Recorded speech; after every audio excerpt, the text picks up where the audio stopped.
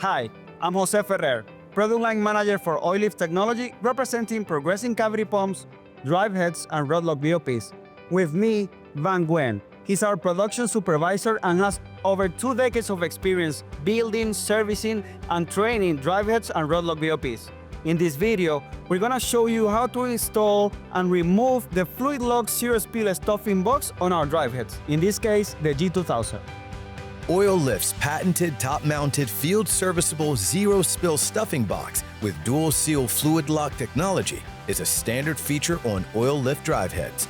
Zero-spill stuffing boxes are engineered to eliminate well site leaks around the rod string and prevent lube oil contamination while providing long service intervals and low maintenance requirements.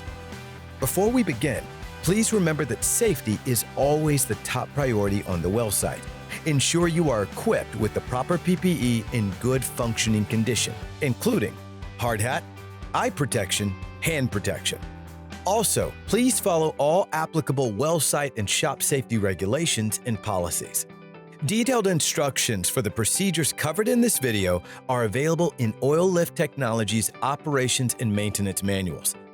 Standard well site approved tools required for this task include dead blow hammer, mallet, heavy copper hammer, mallet, metric and imperial hex keys, imperial socket set, breaker bar, pry bars, adjustable wrench, rags and brake cleaner, a marker, and a drain bucket for waste oil.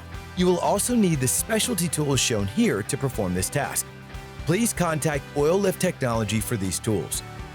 Before attempting to service the stuffing box, isolate the well by locking out the polish rod with the rod lock clamp.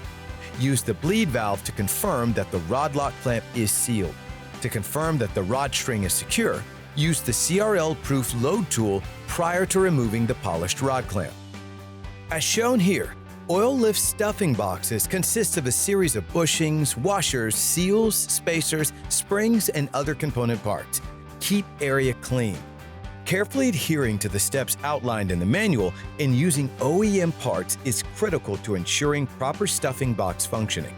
Please refer to the product manual for detailed procedures. Once the well has been isolated, the stuffing box can be safely removed following these procedures.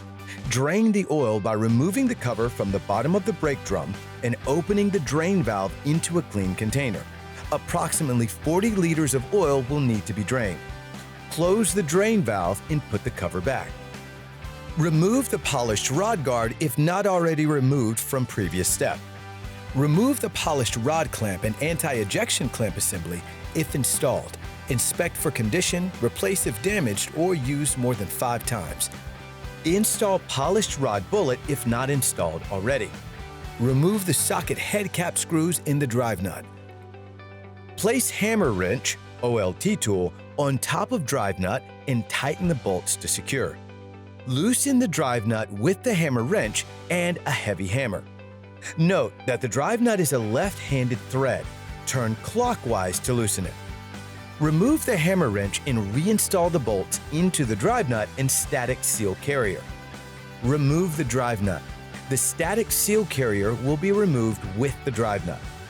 Remove the static seals, Teflon spacer, and steel washer and discard. Retain the static seal carrier for reuse. Note, do not reuse the packing. Using packing puller tool, remove each row of the packing. Note condition, orientation, and discard. Remove the remaining parts in the entire standpipe using the following steps. Remove the 2 standpipe retaining bolts and washers from the side of the base plate. Discard bolts and washers. Take time to align standpipe removal pins and threads with their corresponding holes in the standpipe. Install the standpipe removal tool and lift using 2 pry bars to remove from the bore in the base plate. Once out, lift over polished rod. Inspect for wear or discoloration. The flush-proof fluid lock assembly and packing spring will come out with the standpipe. Inspect for condition and discard. Clean and inspect inside of main shaft as best as possible. Inspect polished rod for damage and corrosion. Note the condition.